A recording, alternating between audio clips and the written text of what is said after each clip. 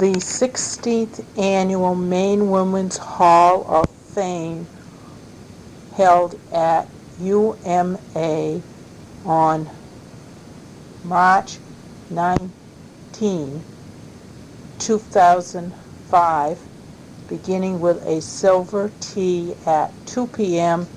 and the induction ceremony starting after 3 p.m.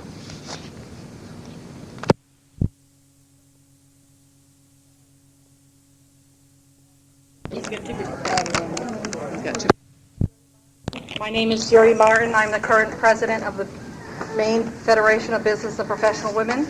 I have the distinct honor of being the first to welcome everyone here today to the 16th Annual Maine Women's Hall of Fame, which was established in 1999 by the Maine Federation of Business and Professional Women. The Hall of Fame is dedicated to women who have met specific criteria. The women's achievements have a significant statewide impact involved in the lives of women in Maine, and the women's contributions had endured value for women. Each year's ceremony has been held at the University of Maine at Augusta during the month of March in observance of Women's History Month. With that being said, I thought this would be the most opportune time to share with you the reading of the proclamation that was given to me by BPW USA, presented to them by President George W. Bush. It is one of the best proclamations I have ever seen, and it reads, Women's History Month 2005. A proclamation by the President of the United States. During Women's History Month, we celebrate the achievements of our nation's women. For generations, American women have helped build our great nation through their leadership as writers, teachers, artists, politicians, doctors, and scientists, and in other professions. As mothers, daughters, and sisters, women have supported and strengthened American families and communities. Women are at the heartbeat, the forefront of entrepreneurship in America, creating millions of new jobs and helping to build our nation's economic prosperity. We celebrate those who have broken down barriers for women, such as Jacqueline Cochran, who was the first founder and director of the Women's Air Force service pilots during World War II and the first woman to break the sound barrier. Gertie Teresa Radnez Corey was the first American woman to receive a Nobel Prize in the sciences, and her research significantly advanced the treatment of diabetes. In 1926, Olympic gold medalist Gertrude Eltler became the first woman to swim the English Channel. Marian Anderson, a Presidential Medal of Freedom recipient, opened doors in music as the first African American to perform with the New York Metropolitan Opera. Juliette Gordon Lowe encouraged community service and the physical, mental, and spiritual development of young American women as the founder of the Girl Scouts of the United States of America. As we work to advance freedom and peace and fight the war on terror, American women in uniform are serving at posts at home and across the world, taking great risks as they make our nation more secure. As we commemorate Women's History Month, I encourage all Americans to celebrate the extraordinary contributions and accomplishments of American women and to continue our progress in making our society more prosperous, just, and equal. Now, therefore, I, George W. Bush, President of the United States of America, by virtue and the authority vested in me by the Constitution and laws of the United States, do hereby proclaim March 2005 as Women's History Month.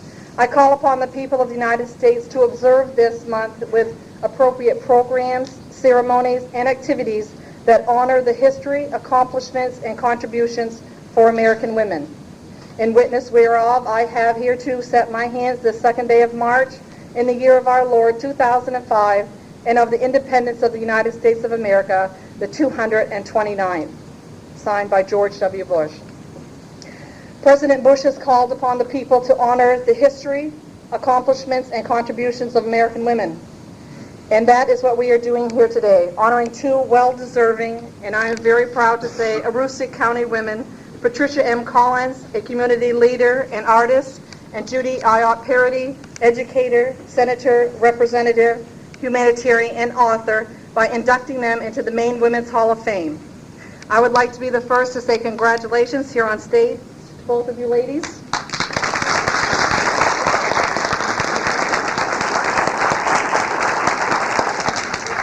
You are joining a tremendous group of inductees. I would like to introduce Mr. Tom Abbott, Dean of Libraries and Instructional Support at UMA. Tom is one of the people involved in setting up the Women's Hall of Fame. Tom is also a member of the Board of Directors for the Business and Professional Women Futurama Foundation. He is sitting in for Dr. Lyons, who was unable to be with us today. Please help me welcome Mr. Tom Abbott.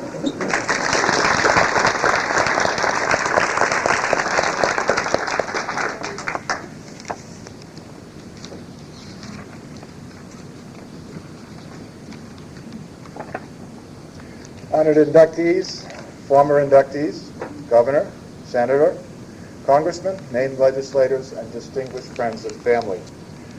As it's been pointed out, I'm not Charlie Lyons. I couldn't be Charlie Lyons. He has more energy than I do. He's been called to a meeting to represent the university after being notified early this morning, and he sends his regrets. He also wanted me to send his heartfelt congratulations to our two honored inductees, and welcomes all of you to the University of Maine at Augusta and this auspicious occasion. Today is another in a long list of special days in March at the University of Maine at Augusta.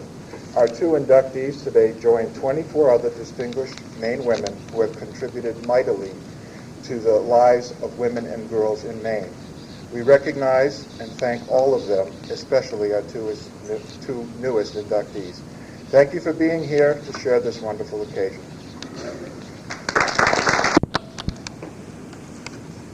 Hello, I'm Jean Hammond, and I'm president of the BPW Maine Futurama Foundation. And I want to say good afternoon and a warm welcome to all of you. And to all of you. It's hard to keep in the middle here. From the trustees of the BPW Maine Futurama Foundation, we are very pleased that you are here with us today. Thank you for your participation and your support.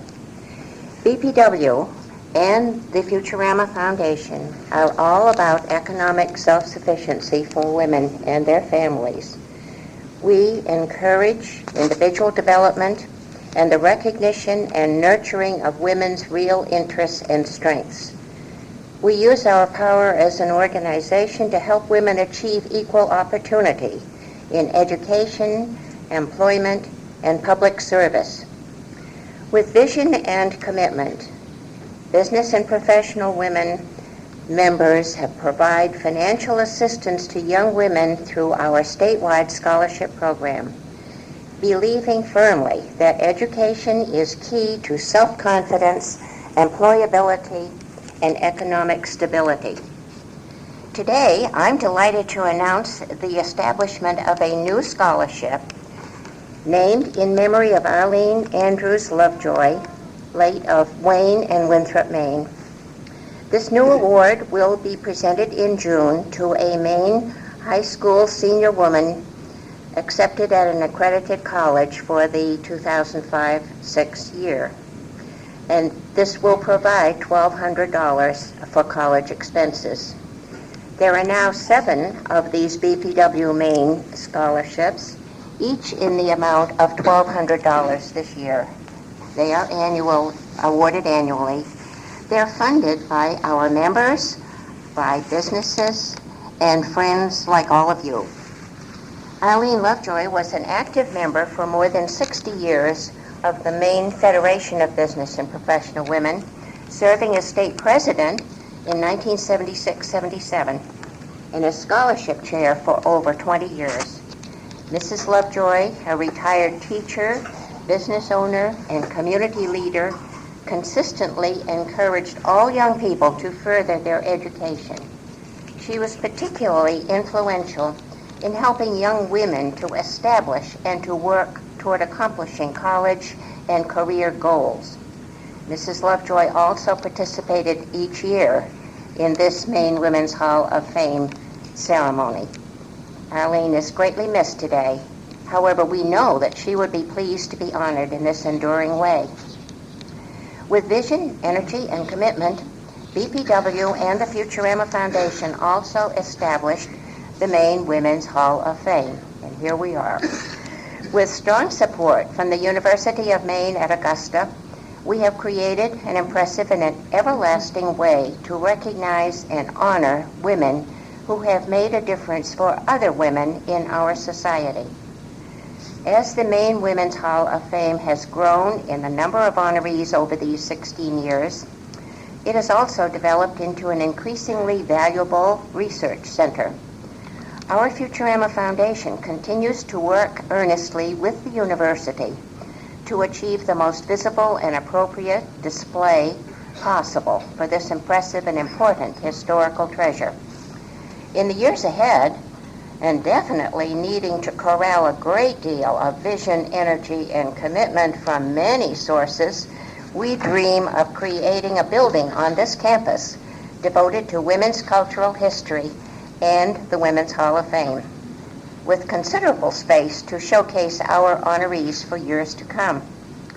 The Maine Women's Hall of Fame is unique in the state of Maine, and nearly so in the country, for there are very few halls of fame honoring women in this country.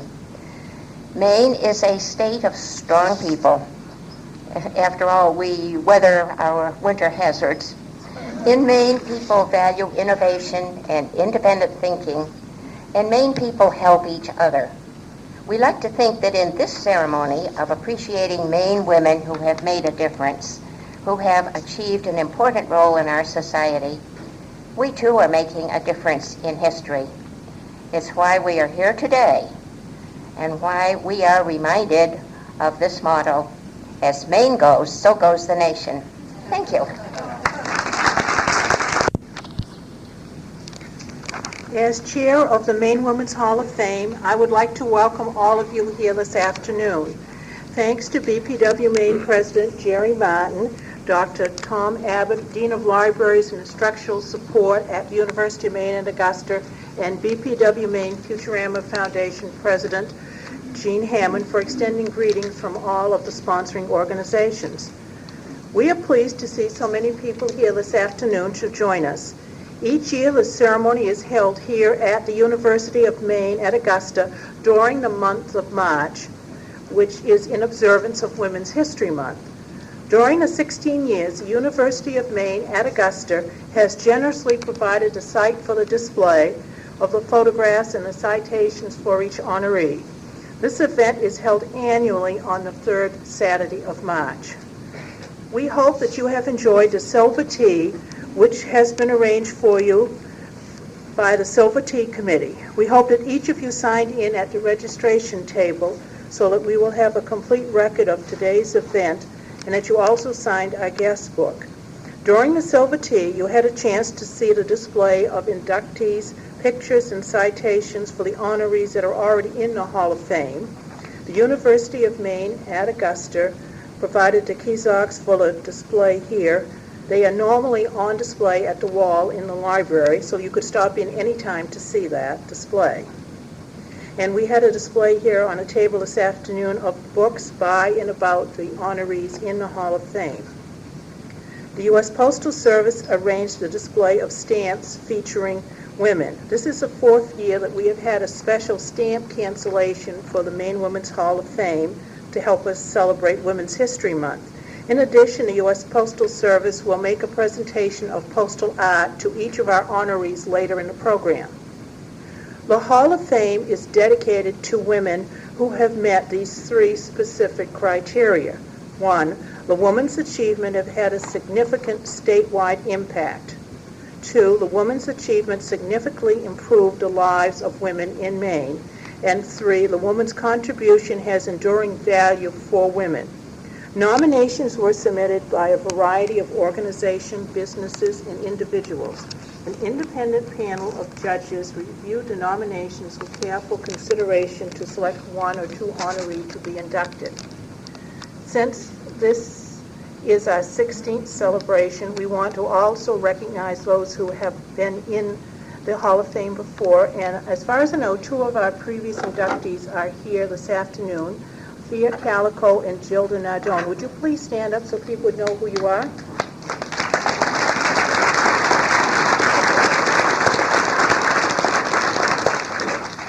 And we do appreciate you coming back. This time you can just sit back and relax, which is kind of fun to do after being up here, I'm sure. And this year we are honoring two Maine women with induction into the Maine Women's Hall of Fame. Pat Collins, community leader and artist who was nominated by the Terrible Business and Professional Women, with Nita Mosier and Catherine Dyer preparing the nomination, and Judy Ayotte Paradis, educator, senator, representative, humanitarian, and author, who was nominated by the Franco-American Heritage Center at St. Mary's, with Rita Dubé preparing the nomination. For a second year, we had our Maine Women's Hall of Fame display at the Maine Legislature. It is a real honor for our display to be there during Women's History Month. We have had a very positive response from both the legislators themselves and the general public for our display being there.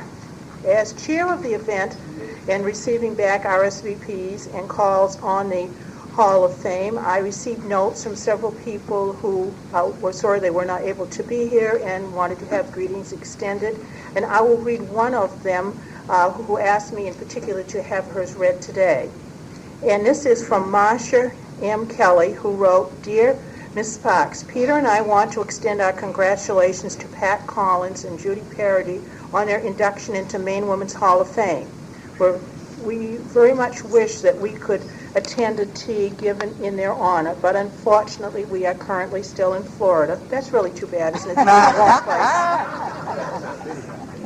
Both Pat and Judy exemplify the best qualities to which we should all aspire. They have unselfishly dedicated themselves to serving their communities as well as the state of Maine. Because they are such multi-talented Renaissance women, they have brought unusual depth of talent to every area in which they have served.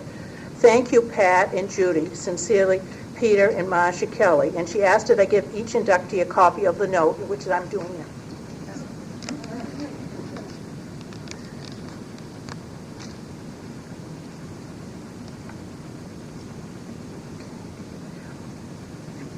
And I will start by introducing the people who are going to be giving special remarks, and I will be introducing the presenters for our two inductees at the time they will do the presentation. So we are honored today to have several of our state of Maine dignitaries here with us to celebrate for the Hall of Fame. First, I would like to invite John E. Baldacci, Governor of the state of Maine, to give special remarks. Please help us welcome Governor Baldacci. Thank you very much. I appreciate that very much. Now, every time I see a railing, I grab on and I hold on for dear life. Got to have a little humor. It's been a long winter. But let me just say, first of all, I want to recognize Senator Collins. Both Senator Collinses are here, actually. I got to serve with Dawn and with Susan, and we really appreciate your leadership in Washington. Tom Allen, the Congressman, it's a pleasure to have you here and enjoy working with you and Congressman Michew. It's really a treat to have pulled out such an august body here on this celebration is a testament to the recipients today, because it really is.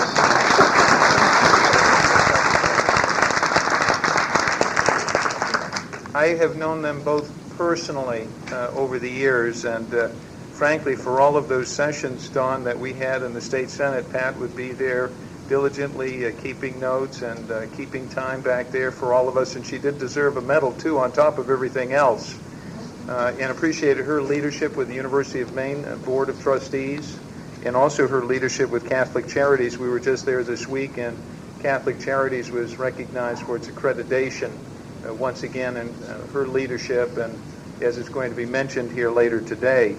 I also appreciated having the ability to work with Senator Paradis and knew her as Representative Paradis and served with her on a committee of human resources. You could never find a more dedicated individual for her people, making sure their voices are heard and being very tireless in the advocacy. And it got to a point when we did the Acadian Festival that it seemed like she knew everybody or she was related to everybody. It was a wonderful experience. And to women, I mean, I used to remark often, I have 5 brothers and 2 sisters. But between my mother and my 2 sisters, the boys never stood a chance.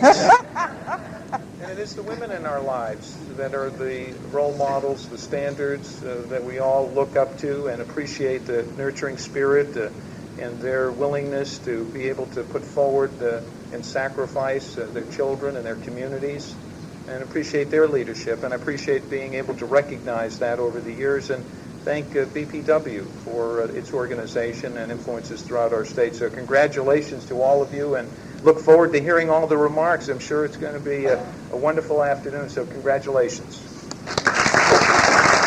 Thank you very much, Governor Baldacci, for joining us today and sharing in our celebration. We appreciate that. Now I'd like to present the Honorable Susan Collins, United States Senator, to help us introduce her to our Much. You actually don't have to stand for senators, only governors. Only governors. But it is wonderful to join everyone here on this very happy occasion. To paraphrase the old familiar saying, behind every great state, there are great women.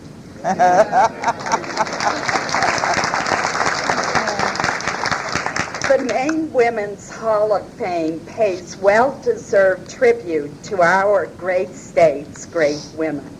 It's a pleasure and a privilege to say a few words of tribute about the two outstanding Maine women whom we honor this afternoon. They join an illustrious group of women who have distinguished themselves in public service, science, education, athletics, and art. The selection criteria, as we have heard, are rigorous, and these new members pass with flying colors. I can personally attest to that when it comes to one of the nominees. Actually, I can attest to it for both of the nominees because, you see, they both hail from Augusta County.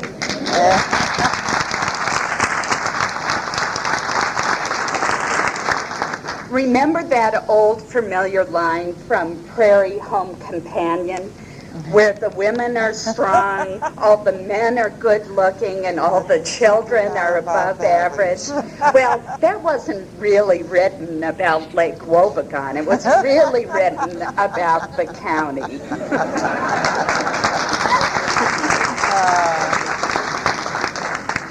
Judy Paradis exemplifies that strength.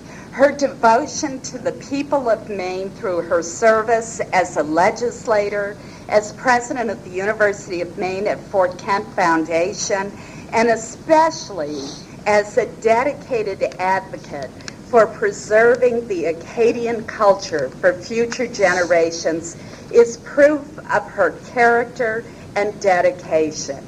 She has set a wonderful example for young women to follow. And Maine is so fortunate to have strong women like Judy, always working to make our state and our communities a better place to live. Now, I'm sure you will all forgive me if I seem even a little bit more partial to our other inductees. When I look at my mother's contributions, which really are extraordinary, I'm struck by two related facts. First, she always commits herself fully, heart and soul, to whatever she undertakes, whether it's her family, her community, or her church. And second, have you noticed that no matter what organization she participates in, she always becomes the chairman? It happens every time. She truly is a remarkable woman whose leadership has made such a difference to so many organizations, whether it's the Caribou School Board, the Caribou City Council, the University of Maine System Board of Trustees, Catholic Charities of Maine. The list goes on. And Maine is a better place for her contributions. My mother is also a terrific role model, something that I know BPW really values. Her example taught me that a woman's place is everywhere as Senator Margaret Chase Smith used to like to say. My mother is a lifelong learner who returned to the university to finish her mathematics degree when my older sister started college. She then returned to the University of Maine at Presque Isle many years later to earn a second degree in art. From mathematics to art, that pretty well sums up how diverse my mother's talents are. And it's wonderful to see her recognized today. Maine is truly blessed to have the leadership of Judy Paradis and Pat Collins. I'm really delighted to be here to join in this special celebration for two such special women. Thank you. Thank you very much, Senator Collins, for being with us today. I'm sure this day was made even more special by your mother being one of the inductees. Now, would you please help us welcome the Honorable Thomas Allen, Member of Congress. It's not necessary, as the senator said, but we don't mind it anyway. This is really a great day for the women of Maine, and particularly a great day for Augusta County. I come from that big city way down to the south. But with both of these inductees, I have personal relationships that go back a long period of time. Let me talk first about Pat Collins. It may be a surprise to you, but I would say that if my parents were alive today, they would be here to recognize Pat Collins, because my father served with Pat on the Maine Committee for Judicial Responsibility. And some of those meetings were not held in Augusta County. They were held down in Portland. And when they were meeting in Portland, Pat and sometimes Don would come down and stay at my parents' home. And over the years, a friendship developed that was really very close and very strong. And I can't remember how many times I heard my father talk about Pat Collins and what a remarkable human being she was, what a great organizer, and what a wide range of contributions she had made to the state of Maine. And I think that in many ways, Susan and I both feel fortunate that our parents modeled for us lives of commitment to others and a commitment to public service that helped guide us in the direction that we have gone, as I know for Governor Baldacci as well. And Mike, I don't know your parents, but I know they must have been just as special. So I do just want to say to Pat Collins how proud we in southern Maine are of all that she has done for the state as a whole, and particularly for women. It's really a remarkable career. With respect to Judy Paradis, I've known Judy since the early 1990s, and when I started an ill-fated campaign for governor in late 1993, and I went to Augusta County, Judy was of enormous help. There may be someone in Maine who loves life more than Judy Paradis, but I haven't met her. And there may be someone in Maine who cares more about other people, but I haven't met her. And there may be someone in Maine with a stronger sense of community, but I haven't met her. Judy Paradis is an extraordinary human being. Whenever I travel to the valley, my staff always calls Judy and says, can you help sort of organize a few events? Now, if you're in elective office and you are having your schedule done by Judy Paradis, you have to understand that it's okay to sleep at night. It's okay to sleep at night, but there is absolutely no need for rest at any point during the entire day. And she was just as firm with George Mitchell as she's been with anyone else who she's worked for. But she brings to the various tasks she's undertaken just enormous energy and compassion. She's a wonderful human being.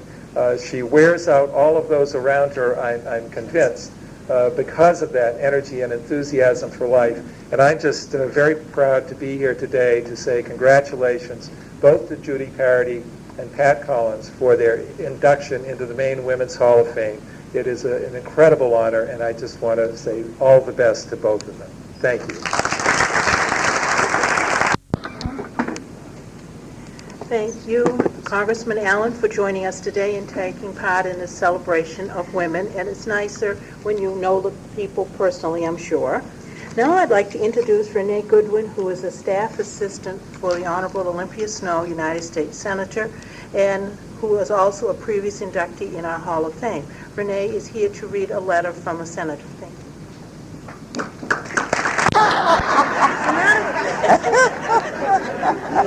Women.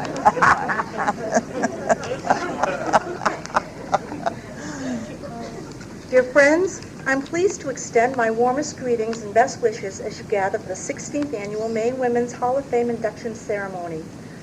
What extraordinary choices for this year's honorees. It's so fitting that this ceremony is held during Women's History Month each year. Indeed, Maine's history is replete with remarkable and accomplished women who have made a lasting impact in our communities and across the nation. The Honorable Judy Paradis epitomizes hard work and determination. Her efforts serving in both houses of the state legislature have built upon a long, proud legacy of women who have made an indelible mark in the public arena in Maine.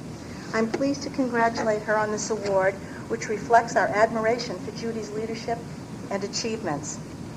Pat Collins is an outstanding artist of etched impressions who has used her talents to serve our state and her community. Pat's well known for her commitment to education, allowing all children to reach their full potential. Her artwork has not only graced many homes, but has also helped raise funds for worthwhile charities that have touched many, many lives.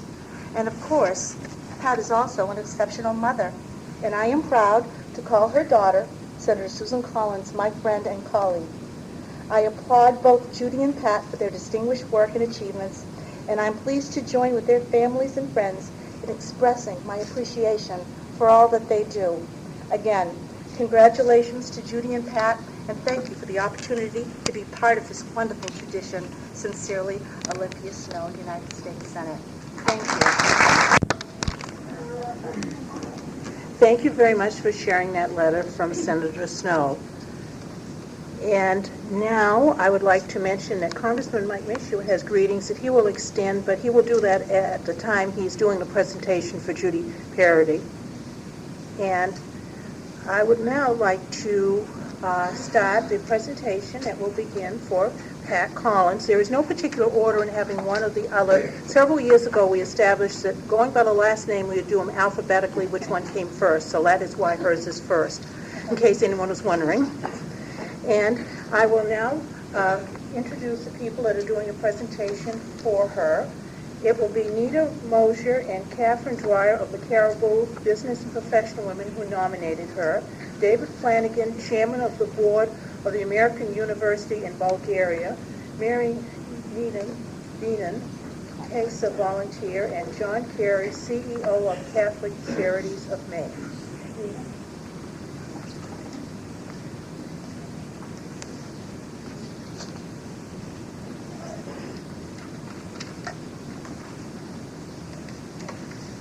Good afternoon. It is a great day for the county. I'm Nita Moser of Caribou Business and Professional Women, and when our club voted to nominate Pat Collins as a nominee for the induction to the Women's Hall of Fame, it fell on me to do some research, which gratefully wasn't hard because the Caribou Public Library already has a file on Pat. As I pored over the articles, I was struck by this quote: "A woman among women, a person among people. Pat Collins has made a difference in the lives of her family, her community, and her state. We are pleased to recognize this person who is truly north of ordinary." Nancy Hensel, also an inductee of the Women's Hall of Fame, said that to Pat when she was presenting her with an honorary doctorate of humane letters in 2001. North of ordinary is the slogan that the University of Maine of Presque Isle has, and Pat truly is north of ordinary. We were very, very pleased as a club to nominate Pat.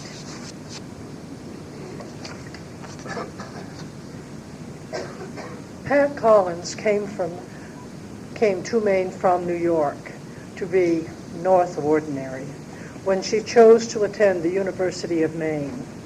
There she met her husband Don, and after their marriage in 1948, they settled in Caribou, where they raised 6 children and where they are now integral to the lives of their community and their family. Pat's teenage daughters pick her up for church, and she's admitted to talking to them rather than paying attention to the announcements before Mass. In 1973, with a grown and nearly grown family, Pat entered the workforce at her parish of Holy Rosary as its first lay religious education coordinator. Her 9 years in this work and ministry positively influenced hundreds of families in Caribou. She is the fulfillment of the saying that to those to whom much has been given, much is expected.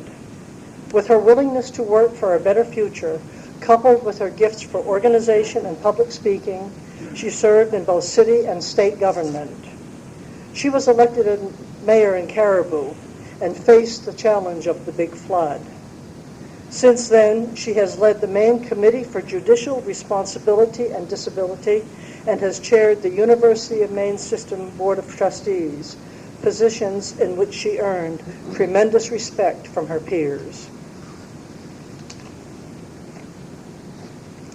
As chairman of the Board of Catholic Charities of Maine, Pat is known for taking a unique and personal approach to leadership.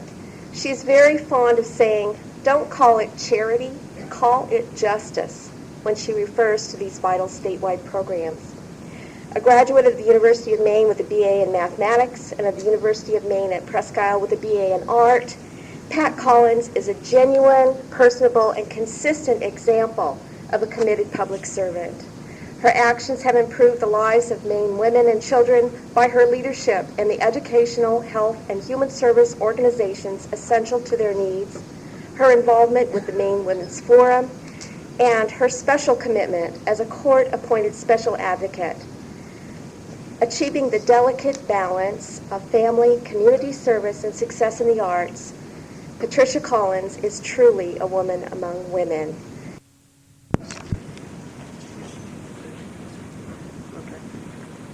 He's always worse than you. See, Pat trains him well. My name is Mary Dinan, and I actually know Pat from Catholic Charities and from CASA. I'd like to start this, my husband helped edit this, and he put it as a tribute, but it's more my musings. I'd like to start this with a quote. "Shoot all the blue jays you want if you can hit them, but remember, it's a sin to kill a mockingbird." The lawyer Atticus Finch's advice as he defends the real mockingbird of the Harper Lee classic novel, To Kill a Mockingbird. It is indeed a great honor for me to recognize the achievement of Pat Collins. Since I have no fondness for public speaking, and also know Pat's preference for brevity, I will keep my remarks brief. But while my remarks will be brief, it would honestly take hours and hours to adequately recognize Pat Collins' contribution to her family, her friends, this state, its citizens, and to my life. My purpose here is to speak regarding the CASA component of Pat's life. For those of you who do not know CASA, the Court-Appointed Special Advocates, is a national volunteer advocacy program.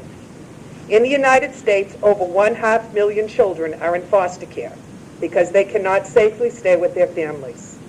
Nearly 70,000 national CASA volunteers serve approximately 280,000 of these neglected, abused, and sometimes forgotten children every year. In many of these cases, the lives of these children have been filled with horrible tragedy and hardship. They need someone to look out for them. And while many need a CASA volunteer, not all are lucky enough to get a Pat Collins. Pat is a CASA volunteer for the state of Maine. In that capacity, she acts as a guardian ad litem for children involved in protective custody. She is not paid any money for this effort. She is appointed by a judge and represents the child's interests alone. Pat always brings her many skills and talents to any of her works. But more importantly to this, she brings her gold standards of common sense, passion, integrity, and personal commitment. For in Pat's court cases, parents, state workers, attorneys, children, and indeed even judges always know where they stand. They are certain that Pat has done her investigations thoroughly and understands clearly what is expected of them and of herself. Very often in these many protective custody cases, children don't have a personal attorney. Parents are provided an attorney, the state workers have an attorney, and most other interested parties have an attorney. But the child whose very life is at stake doesn't.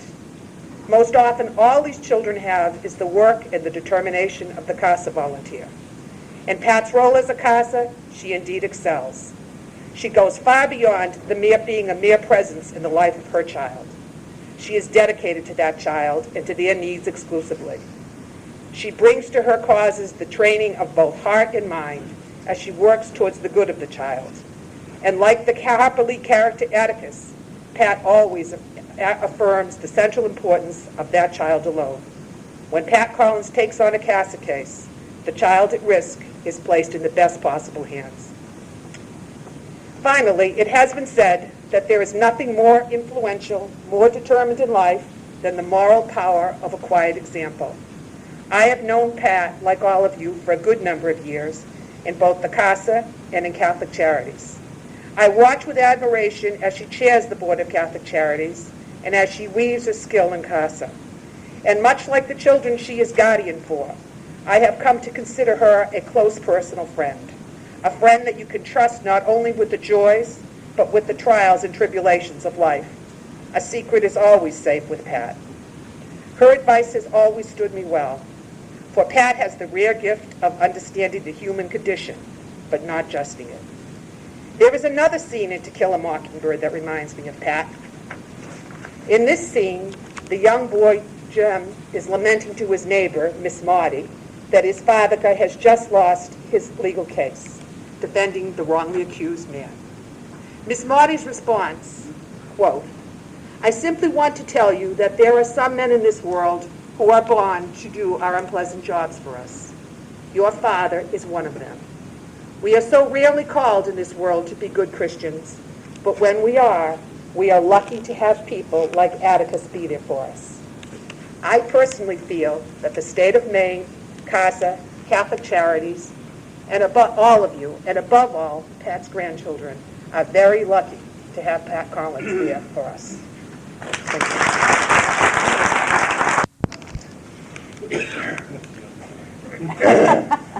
Flanagan was great here. Took away half my speech here, so it's going to be hard. But can you just imagine, first it's a great honor to be here to honor Pat, who's an absolutely wonderful lady. But can you imagine all my Democratic friends in Washington? John Kerry, Democrat of Maine, endorses Collins of Caribou R for Women of the Year. I can just see it now. It's going to be tremendous down there. So watch it, Tommy. But it is a great pleasure to be here and a great honor. And I think about it when I first came back to Maine, listening to Dave's encomium on Pat. I thought I was brought back because of an academic background or a distinguished public career, but I think it's because I own an Irish pub. So I could take Pat. So it's helped me well. That has served me well, my Irish pubness. And I'd like to start with a quote from Chesterton, who remarked, "What's wrong with the world is not enough people are speaking what's right with the world." And if there's anybody who manifests what's right with the world, it's Pat Collins. Not only because of her service to people, but because of her wonderful family, her service to the church, of course, and to her community. And to listen to the people up here, I'm not surprised at all. There is a special quality to Aroostook County people. We all know that. Those of us who have been fortunate to have worked with them and served with them in the legislature as I have, or worked with them in the church as I currently do. And it's a great honor. I would also say that Pat has manifested what Mother Teresa has said. You define your success not by your material possessions or what you achieve necessarily in life, but it is because you are faithful and you are a witness to your faith. And Pat Collins, she's very subdued and is not a person that wears her faith, or she does wear her Republican positions on her sleeve, but not her faith. She's really wonderful in that way. And I think it's very important that we understand that she is a faithful servant to people. I also looked at Pat when I learned more about her background. She's one of the few people that I know who could read Sir Isaac Newton's Principia Mathematica and a cookbook at the same time and understand it. I often think of the great Newton phrase when he said he was receiving the Lucasian chair on physics and mathematics at Cambridge, and he said, I can see further and clearer than others is because I stand on the shoulders of giants. And I think those women that are here and who have been honored, and people like Pat, are the giants upon which the young women of this state will be able to stand upon their shoulders and to see further. And we are all benefited by their great vision. Pat is a visionary, and you heard earlier that she's been a person who's been involved with Catholic Charities, and she prefers to use the word justice.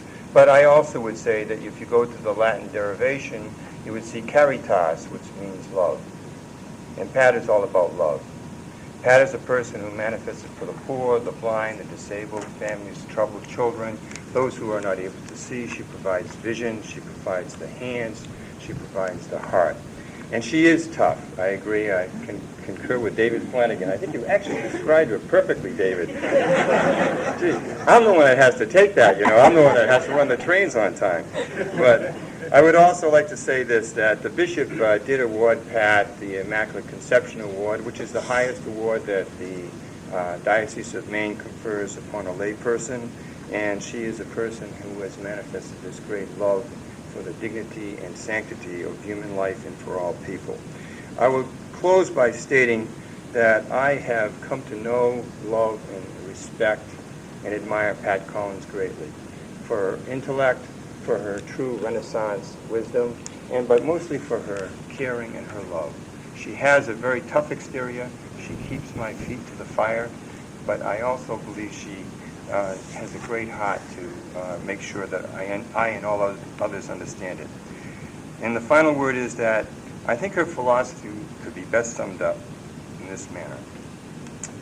Give a little gift of your life to God, and she will transform the world.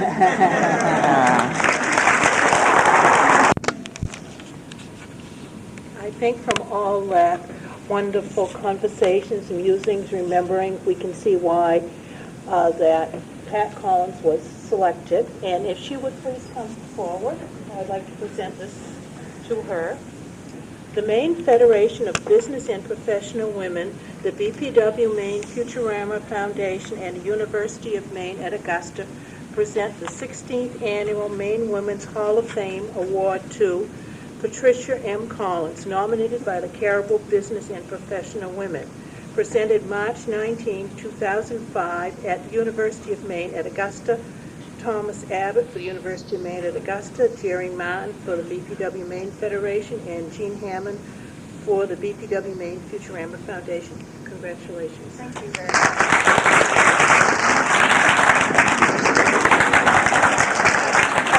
Now it's our pleasure to hear from the lady herself.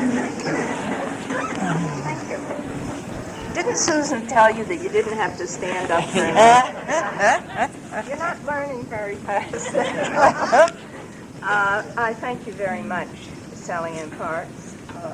It's really wonderful here today. This is a great honor, and I'm honored that so many of my friends are here. From Terry St. Peter came. He was the city manager when I was mayor of Caribou. We had some rough times then, and I appreciate your making it. Also, all my old political friends. Delighted to see Tom Allen here.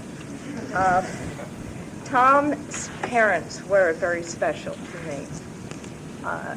Charlie was on the Committee for Judicial Responsibility and Disability, and he was the one that gave me confidence. He was one of my mentors, and I know it was because he pushed my case that I was appointed chair of that board. One of the best memories I have of Charlie and Suki was right after the election when our two children were elected to Congress. Can you believe this? And we sat, two couples, just shaking our heads, and we were so proud of you both. But Charlie was a practical politician. Now, you remember, they're liberal Democrats. We're Republicans, right? And he said, when we were leaving, this cloud went through his mind. He said, I hope they never run against each other. And he says, and if they do, I hope they both win.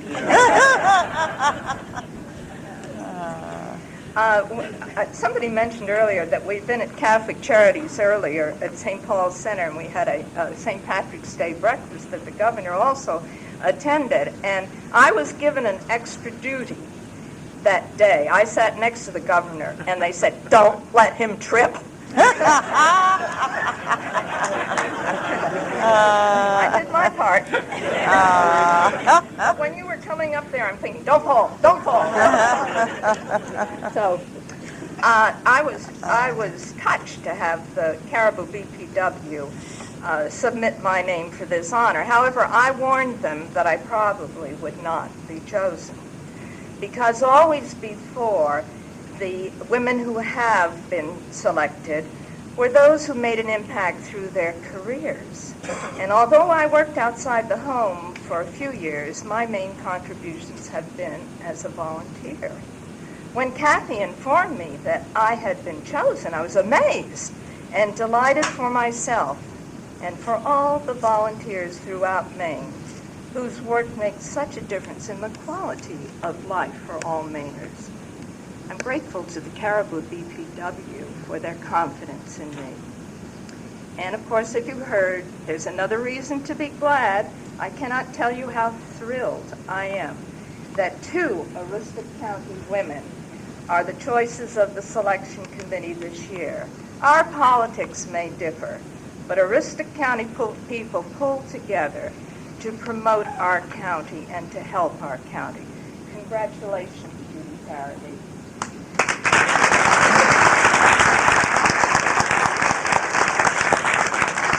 Judy, you're an example of woman power at its best.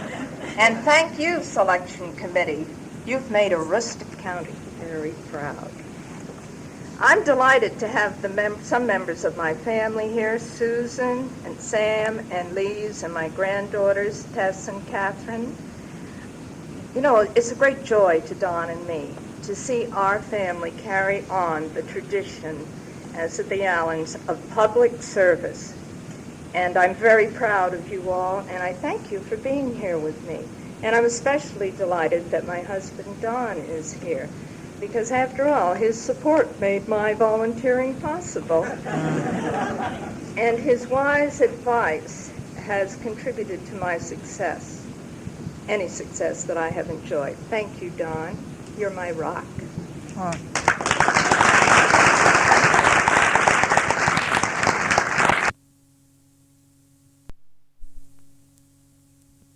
I couldn't figure it out either. As you understand, we have different political views. But he always was such a loyal friend. And we worked it out. I'd start the thing.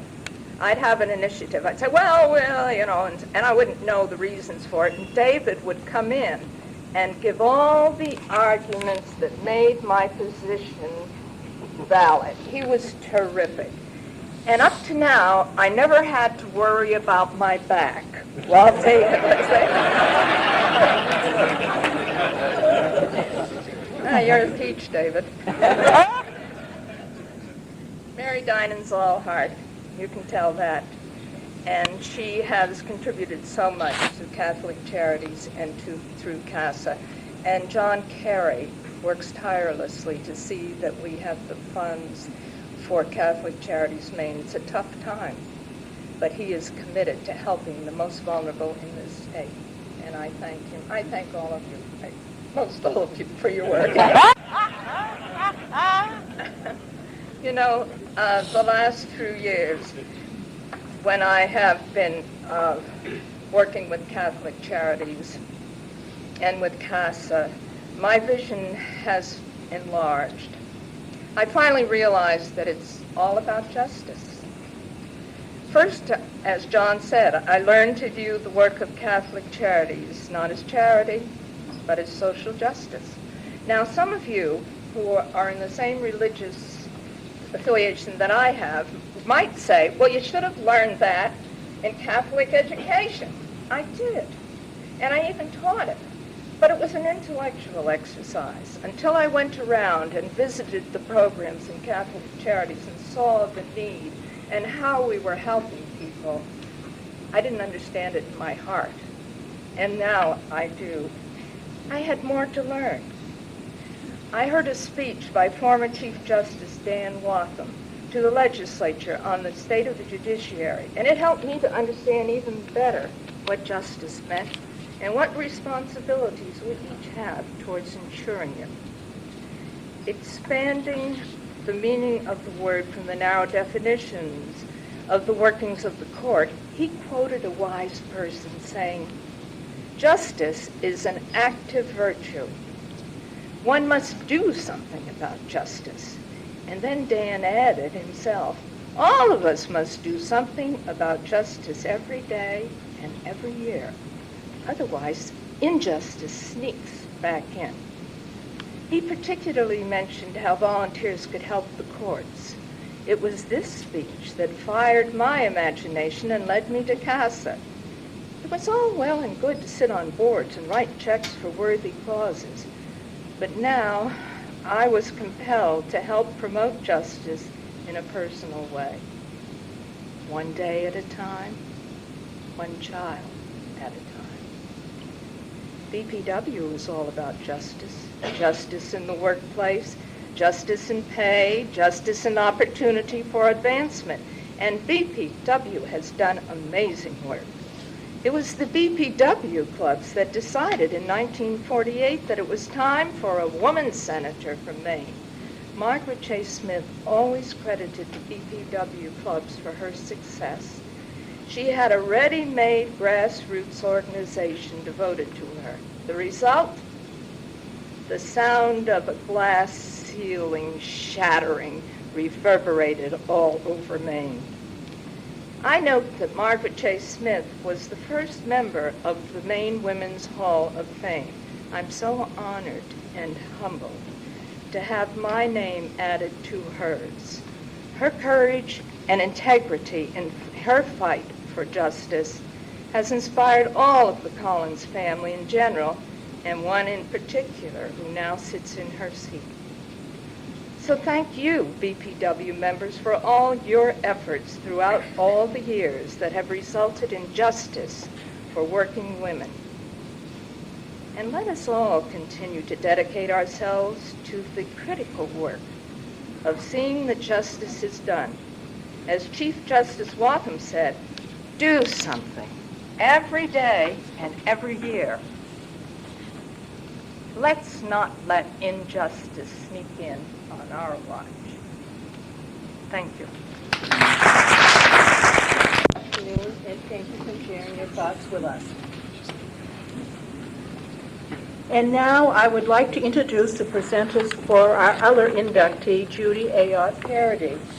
Rita Dubé, Executive Director of the Franco-American Heritage Center at St. Mary's, Sister Jackie Ayotte, Daughters of Wisdom, and the Honorable Michael Michaud, Member of Congress.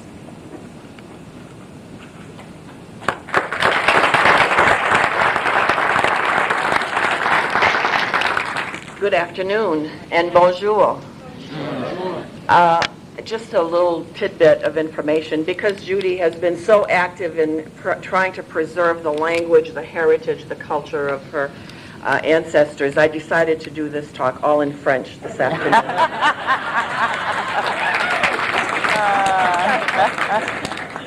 No, I know I don't want to scare any of you away, so we will go with the English version. It was indeed a pleasure for me to place the name of Judy Ayotte Paradis in nomination for the 2005 Maine Women's Hall of Fame. Thank you to the committee for choosing her, and congratulations to you, Ms. Collins, and also to Judy for these two outstanding women from the county. That's something to be proud of. Judy has been a role model for me and for hundreds of women from the Allagash to Kittery. For many years, her leadership, her encouragement, her support, and her nurturing abilities have touched lives of women everywhere. She is making a difference in the lives of so many who respect and admire her enthusiasm, her energy, and her dedication to so many causes. Women in Maine and elsewhere look up to Judy for her many accomplishments and for her courage and commitment to promoting and encouraging women in the workplace, women in politics, women in all walks of life.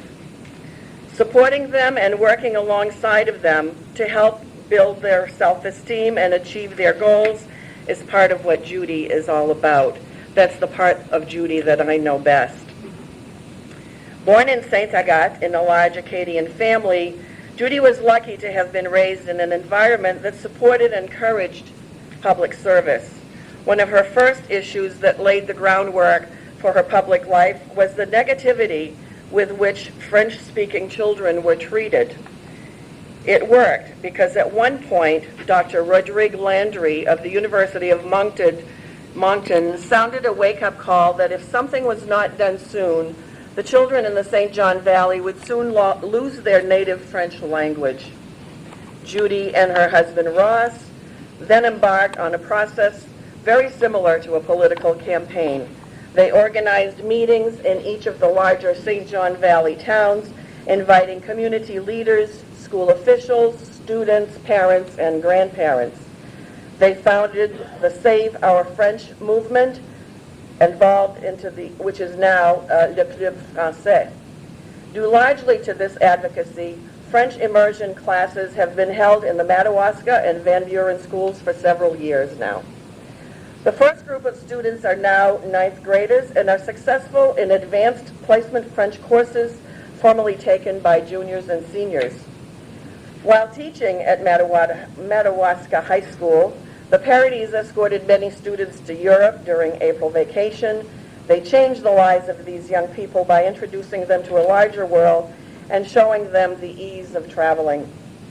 Several years ago, former Edmundston Mayor Fernand Nadeau got in touch with a woman named Marie-Reine Miquessel and her husband Marvin of Chicago, Illinois, telling these Francophiles about the fact that people in the St. John Valley on both sides of the international border still lived in French.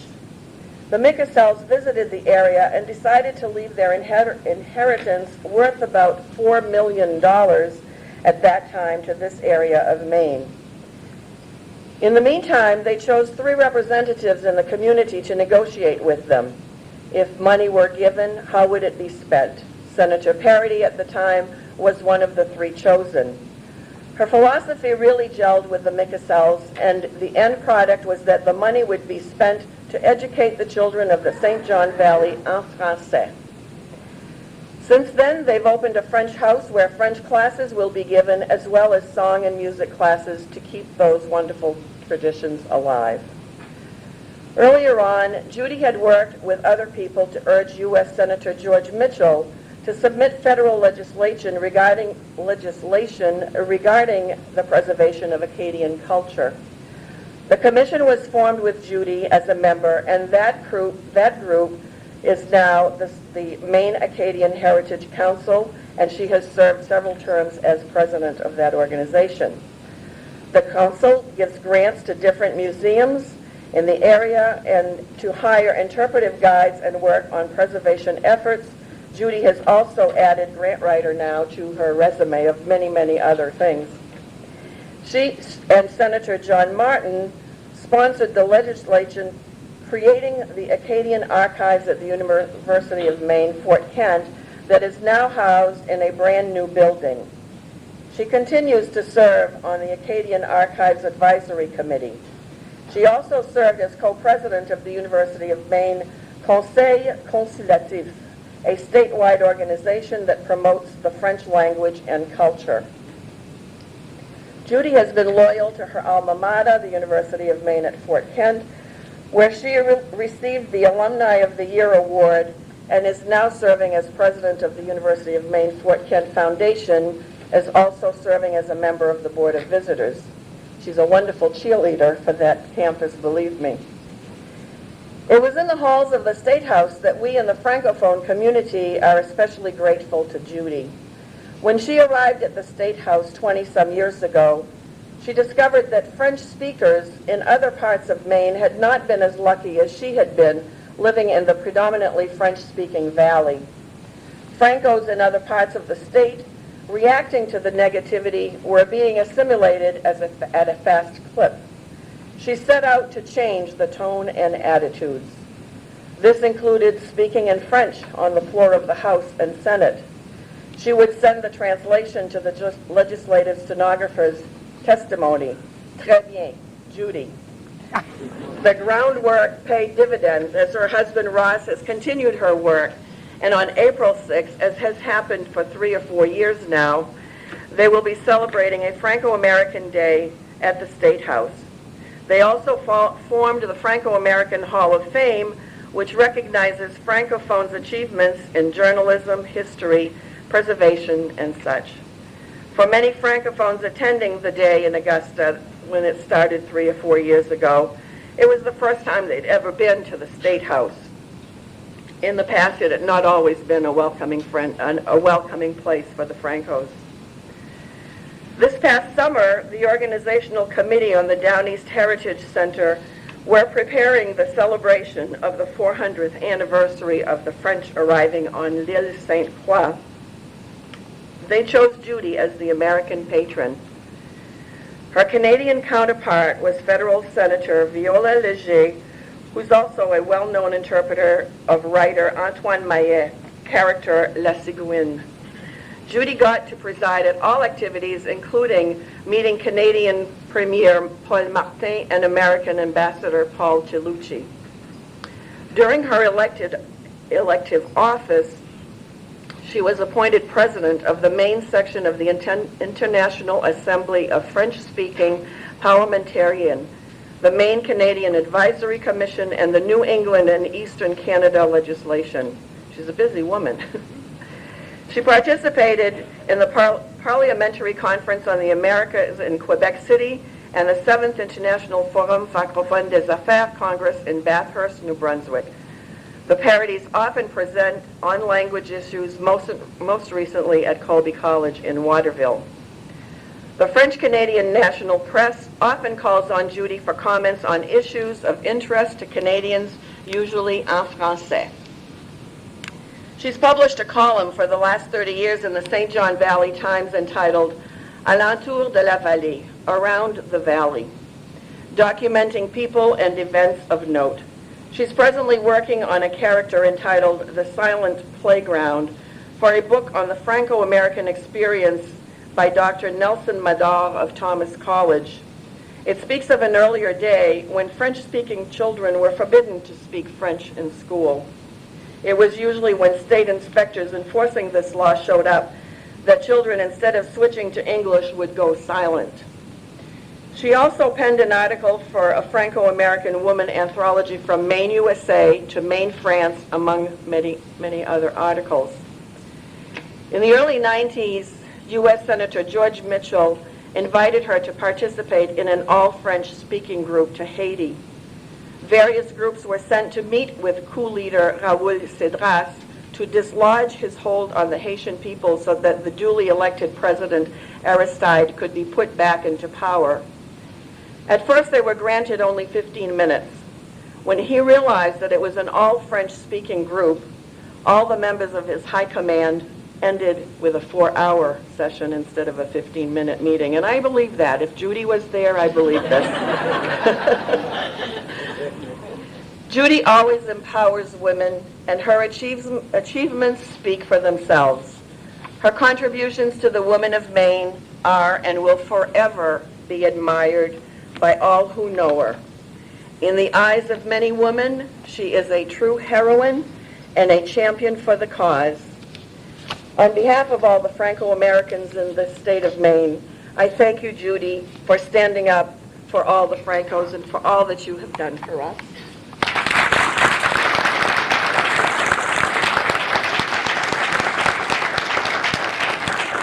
It was my honor to place the name of Judy Paradis among those highly respected and admired women in the Maine Women's Hall of Fame.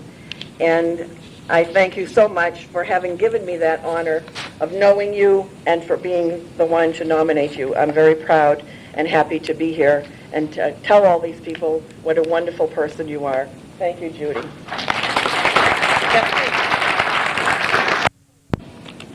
I'm Jackie Ayotte, Judy's sister.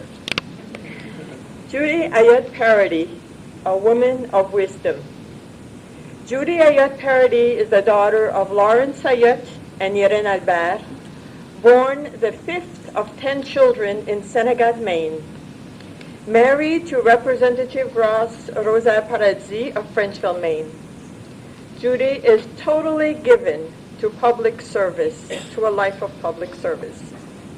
There are 2 points I want to highlight about Judy, and that is the influence of her family and her church on who she is. Our parents were never rich. They worked hard all their lives to make sure that their children would have what they did not have, an education. This they accomplished. Early on, we all learned how to work and how to be of service to others. Each one of us had our specialty, and that became our area of responsibility. Our friends were always welcomed at home, and everyone who came home was well received and listened to. As a child, Judy was a reader, and she still is. She is fascinated by people and is always interested in finding out more about them. As a junior in high school, she was chosen from her class to attend Girls State. Her life has not been the same since. We'll talk about that later. It is as if she became aware of a whole other area of her life that was of great interest to her, with possibilities of service. She became a French teacher. Her focus is our young people, and she is creative in finding ways to encourage and build their self-esteem. Also helping them acknowledge their culture and heritage with pride. At family gatherings, you can always find Judy with the young people, finding out how they are and what they are up to. She has overcome many obstacles herself as a child and as an adult. So she is tenacious and does not readily take no for an answer in standing up for people's rights. It was always a delight to have Judy come to speak to third graders about the different communities they belong to, starting with their family. To my knowledge, she still does it. Christy Peltier says Judy really touches our lives and has been an awesome influence on my son and motivated him to do better in school. Girls State, as mentioned before, proved to be a how-to in becoming involved in politics, although few women were serving in elected office at the time. The 16-year-olds were encouraged to get involved in the political process. That she did. She's presently serving on the State Democratic Committee, is chair of Aroostook County Democratic Committee, and serves as vice chairperson of the County Chairs Committee.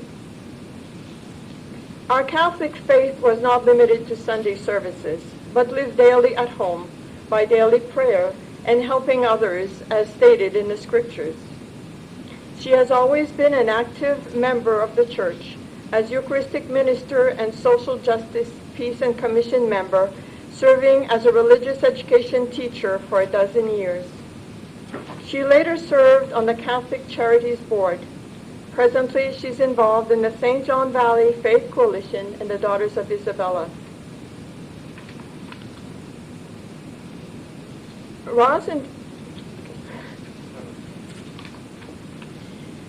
In the 70s, both Judy and Ross got involved in Marriage Encounter, a program to make good marriages better, based on the psychology of Carl Rogers.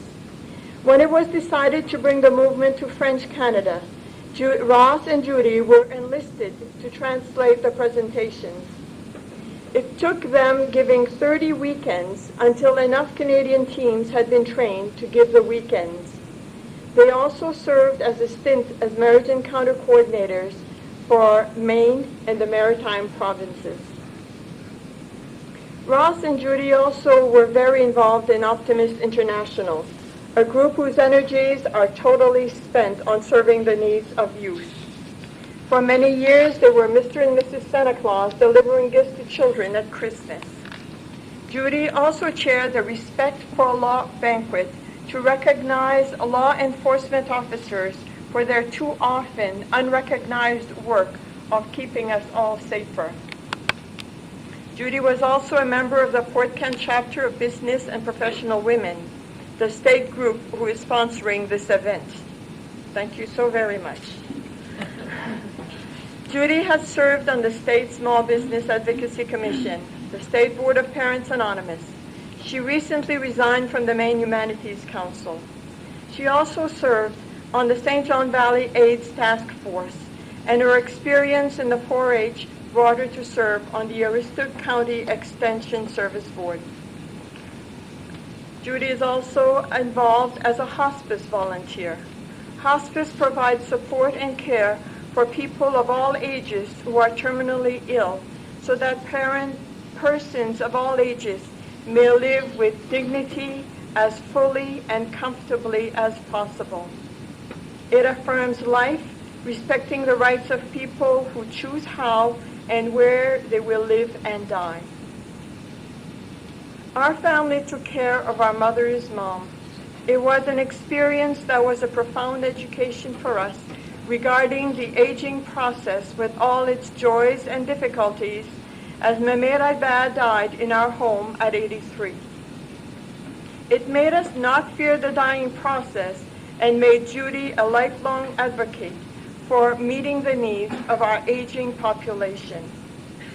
She feels the elderly have so much to teach us about where we've been as a society and need to be credited for building our country despite all odds.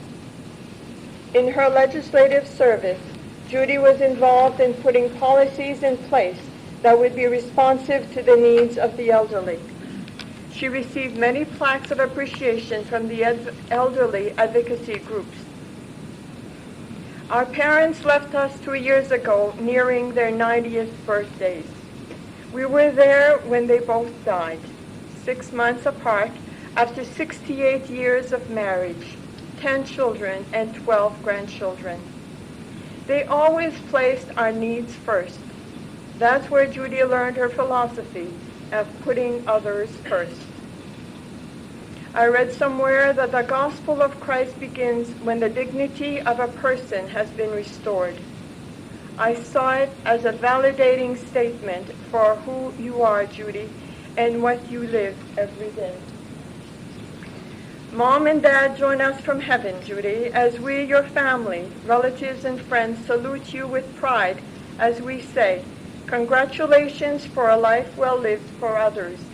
And now we would like Marianne's, our youngest sister, her daughter Danielle, will present Judy with roses, 10 red roses for each of us and 2 white ones for Mom and Dad. To say that she's Representative Ross Paradis' unpaid chief of staff. So he has something for her. I had to do that. Well, things will change. The fights over the budget will probably get me. Anyway, yes, Judy is my unpaid chief of staff. I gave her a raise at New Year's, doubled her salary. I'm really lucky to have all that expertise, guidance, especially the first years I was in the legislature, to guide me around. Even today she knows that Ross is where you get this. Okay, it's nice. It's the envy of many over there. So I presented a lot of these plaques, legislative sentiments we call them, and the first is Judy. It's really an honor. So this reads simply, Judy Ayotte Paradis of Frenchville on her induction into the Maine Women's Hall of Fame. One of few women from Aroostook County so honored. She is now, congratulations too. She is now immortalized along with United States Senator Margaret Chase Smith, Olympic gold medal winner Joan Benoit, first female Speaker of the Maine House of Representatives Elizabeth Mitchell, and former State Senator Shelley Pingree. Well known for her tireless advocacy for people in need, Judy served several years as a French high school teacher in the St. John Valley, instilling self-respect and confidence in her students, especially those in most need of help. As a state legislator for 14 years, she continued her mission of making life better for the residents of Maine. She especially distinguished herself as Senate Chair of the Joint Standing Committee on Health and Human Services, where she presided over endorsements of landmark legislation such as the Maine RX program and medical insurance coverage for children and the elderly. Even after being term limited out of the legislation in 2000, that's when I came in, she has continued her exemplary service to people through her membership on several boards and committees. Judy has earned the respect and gratitude of people throughout Maine, and we congratulate her on this most recent honor, and be it ordered and so on, signed by the President of the Senate, Senator Beth Edmonds, by the Speaker of the House, John Richardson, and also the secretaries of the respective bodies, introduced by myself, co-sponsored by Senator John Martin, as Representatives William Smith, and Representative Troy Jackson. So, Judy,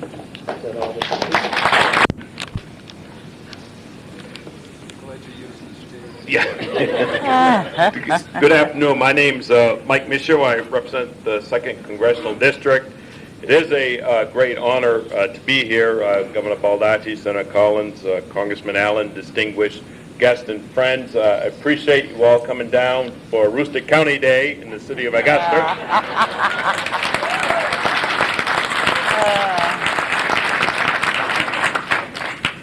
It is a great pleasure to be here. As you know, I've served 22 years in the Maine legislature, and all during that time frame, I had one portion of Aroostook County or another. And a lot of people thought I was from the county. I only wish I was from the county, but actually I lived in Penobscot County. I feel very close to Aroostook County and Aroostook County's people. I'm very pleased that the two inductees are both from Aroostook County. I've known Pat Collins for a number of years and her family, as well as Judy Paradis. I'm very pleased to be up on stage with both these fine young ladies. Who's going to get a vote?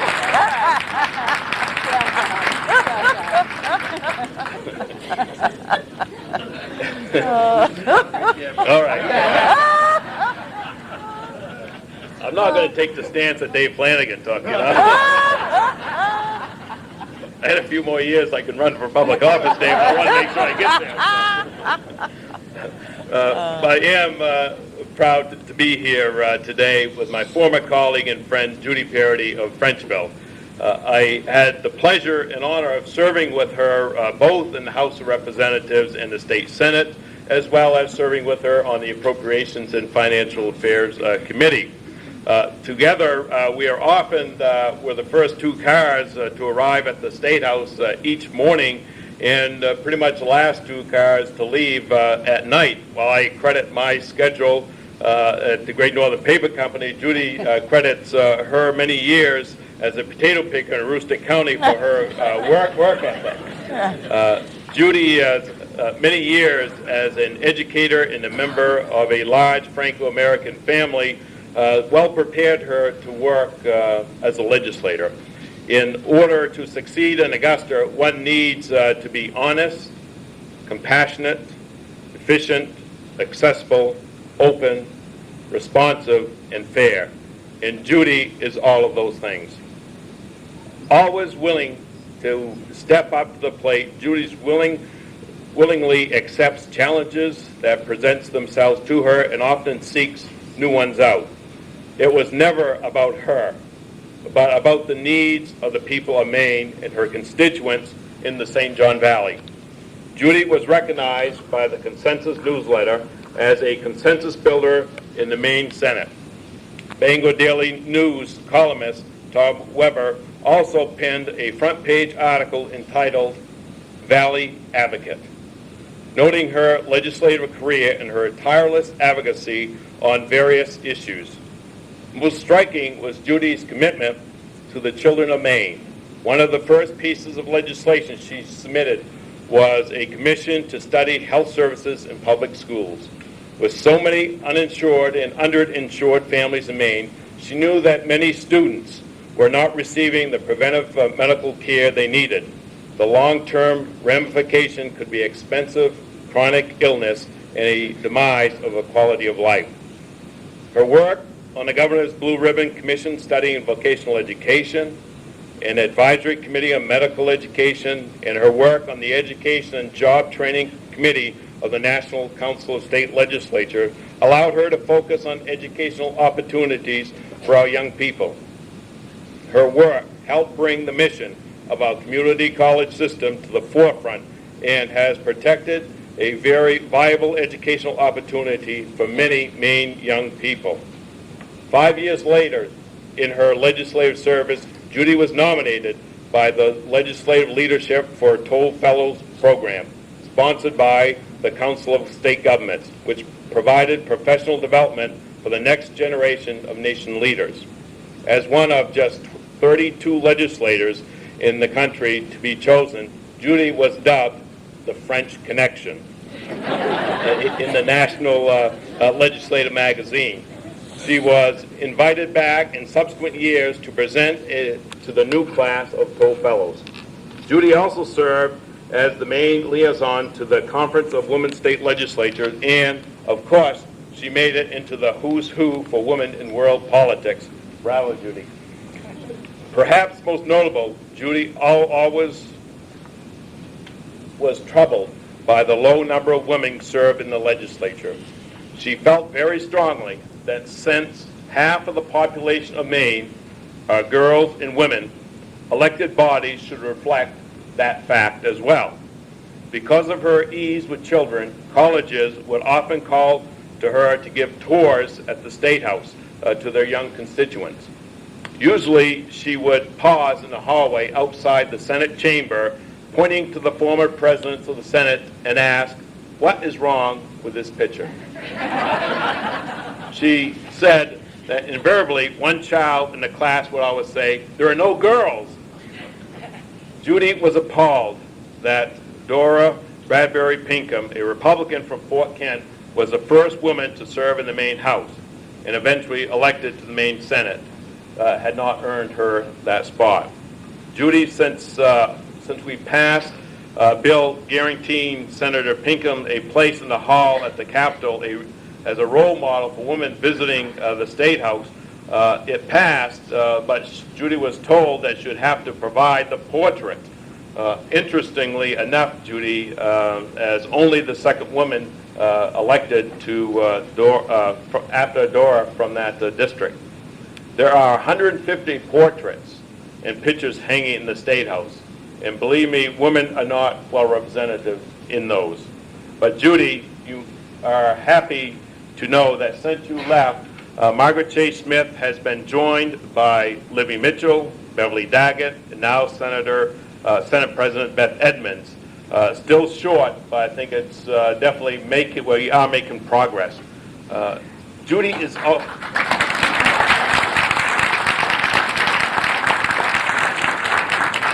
Judy is also fiercely proud of her cultural heritage.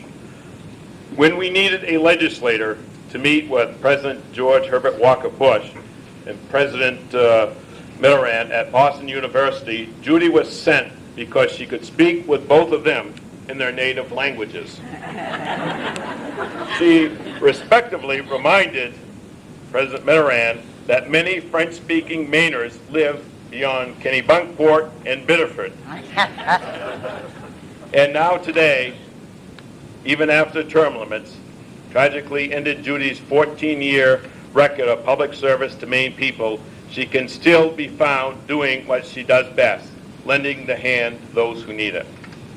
Apparently, when Judy left elective office in 2000, people continued calling her house, especially considering her husband, Ross, got elected to the House of Representatives the same month Judy left the state Senate. But she continued using her skills and the contacts made over a lifetime to continue serving the people of the state of Maine without remuneration. 7 days a week, Judy spends in an office in Madawaska currently, lending a helping hand.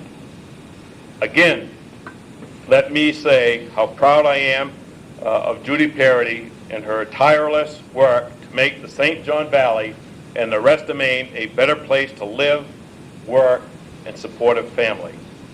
It was crucially important for me to be here this afternoon today to honor two outstanding ladies from Aroostook County, Judy and Pat Collins. I want to thank the Maine Federation of Business and Professional Women and the BPW Maine Futurama Foundation for the quality of their two selections this year, and also for the University of Maine for hosting this event this year as well. Judy, you are an inspiration to women and girls all across Maine. I want to thank you for all that you've done. Merci, bon chance. All of you are aware that we had another great inductee this afternoon into the Hall of Fame when we heard about Judy Ayotte Paradis. And at this time, I'd like to ask you to come forward. The Maine Federation of Business and Professional Women, the BPW Maine Futurama Foundation, and the University of Maine at Augusta present the 16th Annual Maine Women's Hall of Fame Award to Judy Ayotte Paradis, nominated by the Franco-American Heritage Center at St. Mary's in Lewiston. Presented March 19, 2005 at the University of Maine at Augusta, signed by Tom Abbott, University of Maine at Augusta, Jerry Martin, BPW Maine Federation, and Jean Hammond, BPW Maine Futurama Foundation.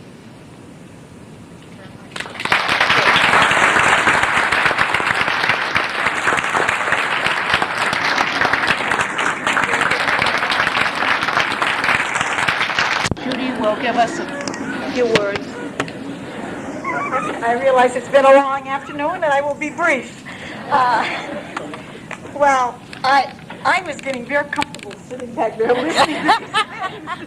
You know, politicians are used to being thrown brickbats. Today I was getting flowers. Thank you, Danielle. Merci beaucoup to my beautiful family, my friends, our colleagues from Northern Maine, and congratulations to Mrs. Patricia Collins, and her beautiful family, and Senator Collins, and Congressman Allen. And last time I introduced them with the wrong names, so I practiced. And thank you, Congressman Ayotte, Jackie, and love that.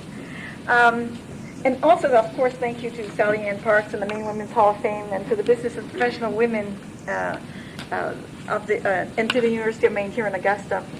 16 years of this event, wow, what a wonderful project. I'm so appreciative to all those who work to produce this event. You can't imagine. I mean, I said, it's almost like my wedding day. You know, I have to try to look nice and have everything in order. And but no, this is huge. I mean, I'm very pleased. You stole my line. I talked about we all stood, Josh, on the shoulders. I can't even say the word. Shoulders of giants, and this event is a good proof of that. This organization has honored 32 women, and there are so many more that are worthy of note. And I hope this goes on for a long time. No matter what you do, there are always people who have done so much more. Well, we have 10 children in my family, and I'm so grateful. Being the middle child, I probably got away with a lot more than the older responsibilities and the younger ones. I carved my own little space, and I think that contributed to what I ended up doing for a living. My mom wanted me to be the oldest of the youngest, and I wanted to be the youngest of the oldest. Get that? And so when I didn't have my way, I did a lot of, I weeded the garden. I did a lot of solitary events. But my sister this week tracked me down to Winthrop. I came down early. Lorraine, she's the one right before me. She lives in Ontario, Canada, and she told me she couldn't join us today, but she said she was cooking dinner. It was dinner time. She said, it did cross my mind, Judy. How did a woman who doesn't even have a stove in her house get to be the Maine Women's Hall of Fame? And, 'Cause I said to her, thinking I was so sharp, don't you think it could be because I don't have a stove? When I got elected 20 years ago, we were in the process of remodeling a little bit, and the stove was not, it was in the way, you know? So I dumped it overboard and was thinking I'd purchase another one. But I tell you, my Aunt Hilda, whose son Phil works for Senator Collins, she sees me, you know, and I was about to expire my term. So she said, Judy, she couldn't understand how, here she's cooked for 3 meals a day since she was 9 and she's 80. She couldn't believe that she's going to get a stove now. I said, oh, yeah, you know. So I thought of it, but I just kept being busy. So one day I meet my aunt, and I said, oh, Aunt, I feel so bad. I haven't had a chance to get. Just don't bother. You know, meals at the restaurants are not that expensive. You're only 2 people, you know. So, but it has been this incredible, roller coaster ride. And and sitting here too, I felt, hi, Governor. Thank you for sticking it out. Less people feel too bad for my husband, my parents, and my sisters and brothers. When they go by, they leave food in the fridge when I was away. But I'll tell you, there was a payback. When I was left behind, here I'd been gone for 14 years. This man kept on his life, you know. And the day he drove away without me, I felt what he had felt all those years. But it takes a village to raise a child. And this child has been high maintenance, I'll tell you. And I'm looking at this beautiful village in front of me. I have never been in a position to see so many family members sitting there. We have cousins. Well, first of all, I'm so proud of this. We have 100 cousins. There were 40 uncles and aunts who produced 100 cousins. And the only reason I know that is I had to go through genetic counseling, and they wanted to know if there was any impediments to my having children, because I was not able to carry to term. And so that's when I found out. And now my sister Teresa, the oldest of our family, is doing a good job logging in the medical issues and different things. Jackie's doing the genealogy, because without this, there's no way I could have done this. I mean, Ross pulled in last week. We had the county, we had the dog sled races. Joanne was at the office, picked up his laundry, went home, did it, and when we I ran away from the office this week. Teresa moved in and answered the phones. My dad, when I first ran, I thought he was discouraging me, but upon reflection, I'd asked him once, I said, why don't you run for school board or something? Oh, he said, no, people say bad things about you. And I always thought that he meant don't do it, right? But it was about, he had 10 kids to worry about, you know, so something went awry with his political career, but he always, my parents supported me completely, and that's how the food would arrive, the clothing, the whole 9 yards. And the other thing that I did as a middle child, and a lot of people don't like hand-me-downs, but I learned to love hand-me-downs. So I'm wearing my sister's jewelry, they literally put me together. But I do have a special uncle, I said, who is from Connecticut. He's Dad's brother. Dad of 10 children was the first one to leave. We've got this incredible group. My mother's family are a lot older, so we only have one aunt left. But I see here the siblings. We're 6 of the 7 sisters are here. My beautiful nieces. Also, our government is being well represented. Our town manager, Fred Ventresco from Atahuasca, working very hard. My brother-in-law who cleans the driveway, because I'm not good at the snow. And last week with this 30 inches, his equipment broke down, and this guy, he knocks at my door, says somebody's going to be pulling into. So this kid, a former student, walks in, and I said, he got you off the street, didn't he? He stopped the kid on the street and said, go plow our driveway. So thank you. And of course, our beautiful relatives from Connecticut also that drove all the way. You know, it's quicker to drive from Massachusetts and Connecticut than to drive from northern Maine. But and I have some college friends, Helen, and really nice surprises. A lot of people that came that I didn't know that were here. And of course, the man who's been sitting there quietly, and I'm going to try to wrap this up. It's 5-5. Is Paul Violet, who's the Maine Turnpike Authority executive director. He's the first guy that told me that I should run for office, because I had been working campaigns forever. And he said, I'm leaving the Senate, why don't you come? And I didn't listen to him, and I'm a little sorry about that. But I eventually found my way there. And of course, the president of University of Maine and his beautiful wife, Richard Koss, and they had to turn around and go right back, because we are finishing the Paralympics this weekend. And of course, as the president of our UMFK, he's got to be there. But I have one more little thing. I can talk, but I am a shy kid. I am a very shy child. And people don't believe that, you know?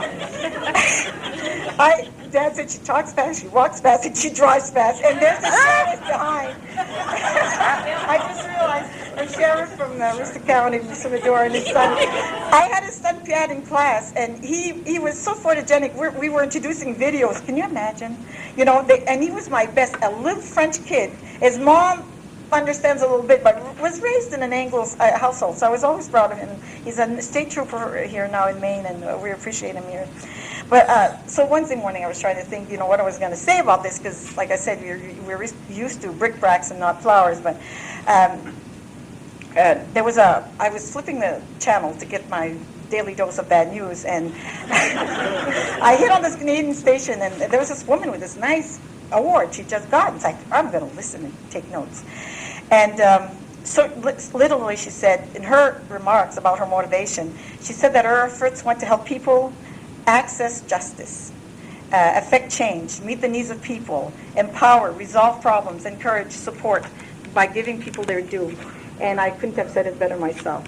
She noted that change in society now, and I'm sure our Congress people are seeing it here, more and more people are demanding attention. They're demanding services, whereas before they would say, well, give up very quickly. Now they keep knocking at your door. It took me 4 years before I called myself a politician, and it had such a negative connotation. But now, then I found out the word means lobby, so now I'm a politician. So I do lobbying a lot. With the mass media, also individuals, they want their share of the American dream. The women being honored this week was saying that change came so slowly, and I guess I got tired of the slowness of it, but it's often discouraging that one can work so hard to achieve good public policy. Oftentimes, forward and progressive movement is so slight it's almost imperceptible to us. It's only in retrospect that one sees. For example, we did a lot of great things in the 70s when the women first started coming in, and the guys said, we listened to the women because we know we needed that representation. Like Maine has the lowest birth rate babies. Governor of Baltachi probably knows these statistics a lot better than I do. Mm-hmm. We have one of the lowest abortion rates. It used to be that our children, 50% of our children entered kindergarten unprepared. And now with some of the tobacco money we've been using, we're getting the kids started earlier. For example, negotiating with living next to Canada, negotiating with the pharmaceutical companies to have a better pharmaceutical deal. We're still in the courts with that, but we worked hard getting that through. I remember this little lobbyist for a pharmaceuticals company looking to me in my face when we were trying to pass this legislation. Why are you doing this? You know, it was going to cost our company a lot of money. I said, because people don't want to die anymore. You know, they know, they're advertised all day, you know, you take this pill, you're going to get better. And people used to, back off inevitably. I said it. I've been practicing this word. They thought their death would be inevitable. It ain't anymore. I mean, if you get the right attention. I never will respect, and now what I call my legislative time that I spent my time inside, because you wouldn't believe it. You're deprived of music. You're deprived of friends. I'm shocked I had any friends left when I came back after 14 years. Your music, all these things that you need, but it's for the greater good. I do try to help my husband, Ross, because poor baby, he retired from teaching. I'm officially not retired, so I have no excuse to stay home, but he retired from teaching in the same month he got elected. I left him a few cases that are unresolved. For example, the fighting for the resolution of the Dennis DeShane case. The Shane family had approached me initially about the case, and my efforts didn't bear much fruit. But however, Ross has been able to enlist a lot more legislative support to get all the evidence brought out. I am happy to be here. I'm incredibly thrilled. For those of you that I did not name that are, I appreciate your being. Oh, the young woman who presented me the flowers, my niece, I introduced her parents. I was working on my master's at the Arno, and he was in my class, and I invited him to come and see our beautiful valley, and Mary and Paul fell in love, and they have these beautiful daughters. She's at Assumption, and they have to leave tonight because tomorrow it's Roger Williams, right? You're going to check, he's a senior. And of course, Ben, who graduated from Maine Maritime Academy, he hates it when I say the story. We were invited to his graduation, and we showed up for a special award ceremony, similar to this, and they said the best of the best, and there was our Ben. Because we're all the women in our family. There's not too many, there aren't too many boys, and so Ben is one of the few boys. The two older nephews are older. And then we had my baby brother. Oh, and Nicole, yeah. Oh, I had gotten over saying baby. He convinced me when he was 40 I should use younger. But again, to all these beautiful family, Al and Renette from Connecticut, and Judy and Tony from Western Maine, and the cousin Lisette from Connecticut, thank you, and friends, thank you, thank you, thank you, and to BPW, of course.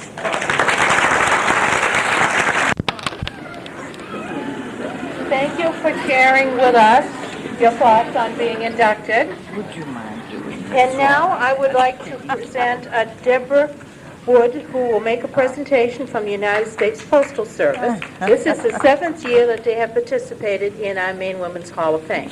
Deborah?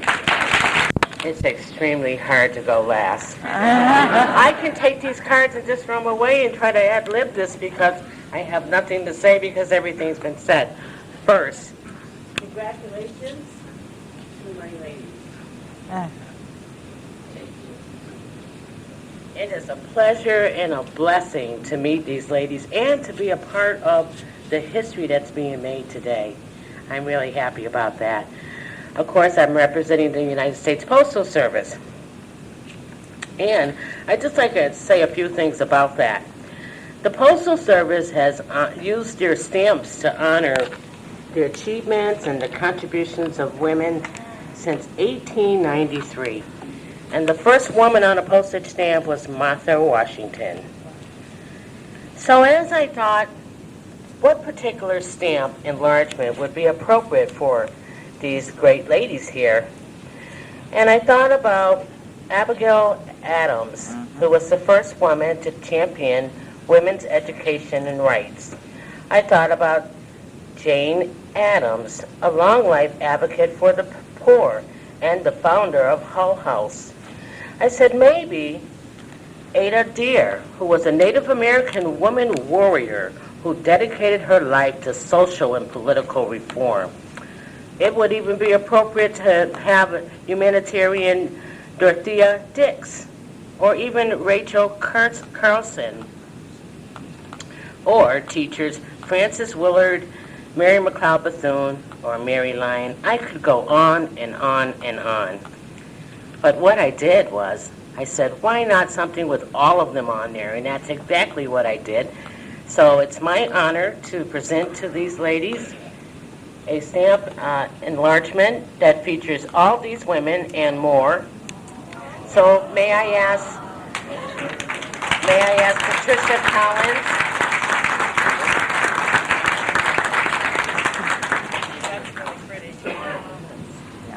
May I ask Patricia Collins to come forward, please? It's right up her alley. That's what it is.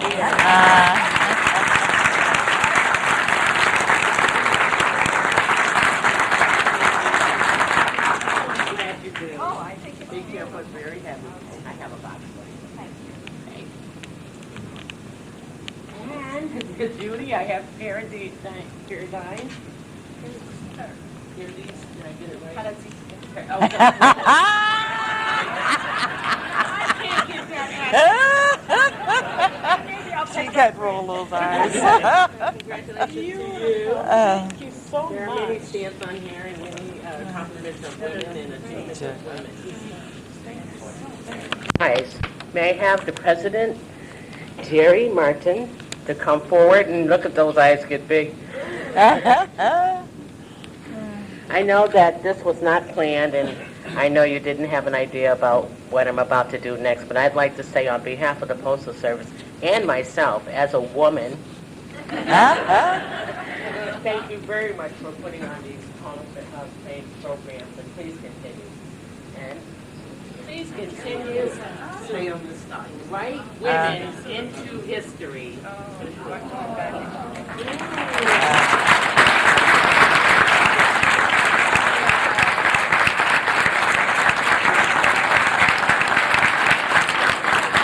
And Jean, just to let you know, please remember me on your future projects. Thank you. Thank you very much. Thank you very much for making the presentations I expected and for the additional one that was a nice surprise for us. We appreciate that. Thank you. And now, as the afternoon draws to a close, I would like to again congratulate Patricia Collins and Judy Ayotte, Paradis, our newest inductees in the Maine Women's Hall of Fame. Thank you both for all that you have done on behalf of women in Maine. A sincere thank you to your families and friends for coming to share this day with you here today. Special thanks to the speakers who shared the information and events from your outstanding careers. We were especially honored today to have the governor join us, as well as so many members of our Maine delegation to Washington. Thank you to all those individuals and businesses who support the Maine Women's Hall of Fame and the BPW Maine Futurama Foundation Scholarship Program with your generous contributions. The donations that we received by the first of the week are listed in today's program. Special thanks to the many people involved with today's events, the sponsoring organizations, the UMA Facilities Department, the sponsoring organization for the two inductees, the U.S. Postal Service, and those who participated in the induction ceremony this afternoon. The judges and special committees for the Hall of Fame, including the Silver Tea. And would you all please stand if you were involved in this today so that we can recognize you for your help. Those that were involved from any of those areas, please stand. So that we can recognize you. Being our 16th year, it wouldn't be possible to do it without having the hard work of the many people involved. We trust that all of you have had a very enjoyable afternoon and that you will inform others about our Hall of Fame and the work of the BPW Maine Futurama Foundation in providing educational scholarships to Maine women. It is never too early to start thinking about someone for next year that you might like to nominate. Nomination forms are mailed out in the late summer, with December 1st being the deadline, so start thinking of some other ladies that you would like to see us induct next year. Thank you all for coming to this event, and we'd like to ask the dignitaries that are here and the families of the inductees to stay around for just about 2 minutes so we can take some group pictures here on the stage before you all leave. And we wish all of you have a safe drive home. Thanks again, and join us again next year.